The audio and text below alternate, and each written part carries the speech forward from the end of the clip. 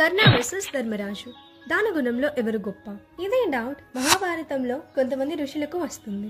అయితే ఆ ఋషులు ఒకరోజు ధర్మరాజు దగ్గరికి వెళ్ళి, మాకు రేపు హోమానికి చెక్కలు కావాలి, అవి మీ రాజ్యం నుండి మాకు దానంగా ఇవ్వండి అని అడుగుతారు. అప్పుడు ధర్మరాజు, మీరు రేపు వచ్చి చెక్కలను దానంగా తీసుకువెళ్ళండి అని చెప్పగా ఆ ఋషులందరూ అంగరాజ్యానికి ప్రయాణమవుతారు. అంగరాజైన కర్ణుడి దగ్గరకు వెళ్లి ఇదే విధంగా వారు దానాన్ని కోరుతారు.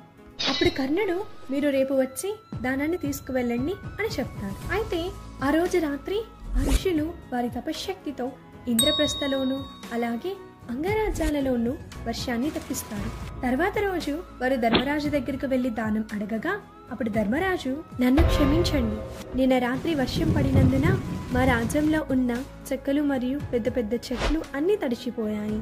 తడిచిపోయిన చెట్టు హోమానికి పనికిరాదు కదా, అందుకే నేను దానాన్ని ఇవ్వలేకపోతున్నా అని ధర్మరాజు చెప్పగా ఇక ఋషులందరూ అంగరాజ్యానికి ప్రయాణమవుతారు. అంగరాజైన కర్ణుడు కూడా నిన్న రాత్రి తన రాజ్యంలో భయంకరమైన వర్షం వచ్చిందని చెక్కలేదని చెప్పాడు. కానీ దానం ఇస్తా అని మాటిచ్చిన కర్ణ తన రాజ్యం యొక్క ద్వారాలను తీసి వాటిని చెక్క ముక్కలుగా చేసి ఋషులకు దానంగా ఇస్తాడు. కర్ణుడి యొక్క దానగుణాన్ని మెచ్చి ఋషులు కర్ణుడిని దీవిస్తారు. అయితే ఇంకొకసారి ధర్మరాజుకి సందేహం వస్తుంది. అసలు దానగుణంలో నాకంటే కర్ణుడే ఎందుకు గొప్ప అని శ్రీకృష్ణుణ్ణి అడుగుతాడు. అప్పుడు కృష్ణుడు తన శక్తితో ఒక పెద్ద బంగారపు కొండను సృష్టిస్తాడు. అయితే ఆ బంగారపు కొండ గోల్డ్ కాయిన్స్ తో తయారయ్యి ఉంటుంది. అప్పుడు కృష్ణుడు మొదట ధర్మరాజు దగ్గరకు వెళ్లి ఆ బంగారపు కొండలో ఉన్న ధనాన్నంతా ప్రజలకి పంచిపెట్టమని చెప్తాడు. అప్పుడు ధర్మరాజు ప్రజలందరినీ వరుసలో నిలబడమని ధనాన్ని దానంగా ఇస్తూ ఉంటాడు. కొద్దిసేపటికి ధర్మరాజు అలసిపోయి కృష్ణుడి దగ్గరికి వస్తాడు.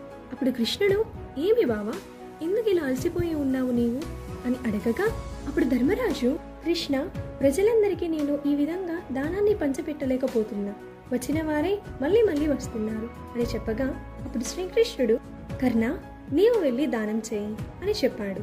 అప్పుడు కర్ణుడు వెళ్ళి ప్రజలందరినీ వారికి నచ్చినంత ధనాన్ని తీసుకువెళ్ళమంటాడు. అప్పుడు కృష్ణుడు ధర్మరాజుతో, దానం అనేది ఒకరి చేతితోనే ఇవ్వనవసరం లేదు బావా, కర్ణుడు కల్మషం లేని దానం ఇస్తాడు, కాబట్టి దానకర్ణ అనే పేరు కర్ణుడికి నామకరణం అయింది, అందుకే దానగుణంలో కర్ణుడే గొప్ప అని చెప్తారు.